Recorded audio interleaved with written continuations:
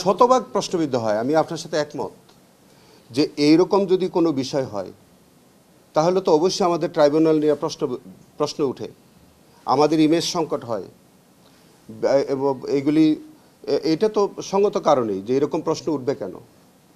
এরকম যদি প্রশ্নটা আমি আপনাদেরকে একটু মনে করিয়ে দিই, আমি আমার দ্বিতীয় সাক্ষাৎকারে আমি আপনাদের কাছে বলেছিলাম আমার পিরিয়ডে, আমার কর্মকালে কোনো প্রসিকিউটর যদি তার বিরুদ্ধে বিন্দুতম কোনো দুর্নীতির অভিযোগ ওঠে, সাবস্টেন্টিভ কোনো অভিযোগ যদি আমি পাই, আমি তাকে স্পেয়ার করব না।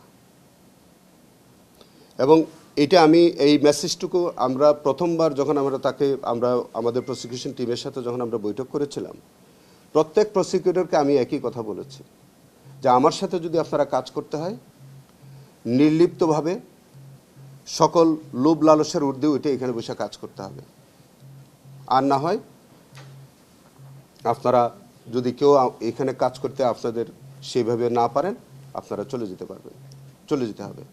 আপনি যে কথাটা বলছেন যে যে নিউজটা আমরা পেয়েছি এটা একটা সিরিয়াস অভিযোগ। এই অভিযোগ আমাদের কোনো প্রসিকিউটরের বিরুদ্ধে ওঠার কথা ছিল না। যখন উঠেছে তাৎক্ষণিকভাবে এটার ব্যবস্থা নেওয়া উচিত ছিল। আমরা এটা প্রশ্রয় কেন দিয়েছি আমি জানি না। হ্যাঁ, হতে পারে যে ফর্মাল কোনো এলিগেশন তার কাছে আসেন নাই তখন।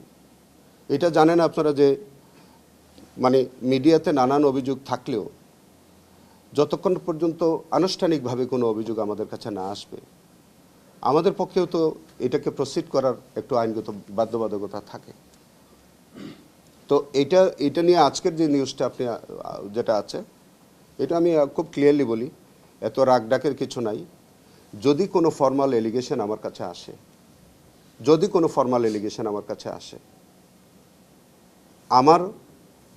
আমার যতটুকু ক্ষমতা আমার আছে, যা আইনানুগভাবে আমার যতটুকু ক্ষমতা আছে আমি তা সেই অনুযায়ী ব্যবস্থা নেব।